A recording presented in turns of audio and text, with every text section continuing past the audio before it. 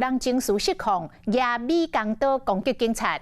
这是发生伫高雄的小港，有一个男子死赖伫朋友的厝，无愿意搬走，双方来起口角，警方赶到场处理，结果迄个男子竟然是拿美工刀来攻击着员警，甲员警的手、甲面、甲喙唇划着伤，这划是太老，加在无生命危险，妨用杀人未遂甲妨害公务罪，移送侦办。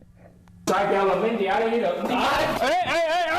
甫人去互员警压制，伫过程伊向情绪失控，拿刀啊甲员警攻击。你不要激动，我准备对你安那，你对我好，我准备对你好。把刀子放下来。看到同事受伤，血是插插的，边个警察随阻挡查甫人的举动，杀落来按打伊的情绪。你家什么有破？支援的警察接到通报，都是夜盾牌到现场。当地10几个人准备要抢入的时阵，查甫人出现了。一群人做伙将这个嚣摆的查甫人制服。这件攻击警察的事件都发生在高雄小港区的学府路。这个72年出世的查甫人，因为少住伫朋友引导，无愿意搬走。双方去冤家了后报警，伫处理的过程，伊向拿刀啊甲员警攻击。救护车接到通报，就随赶到现场。死掉的员警表情痛苦，倒伫病床顶，空嘴拢是血。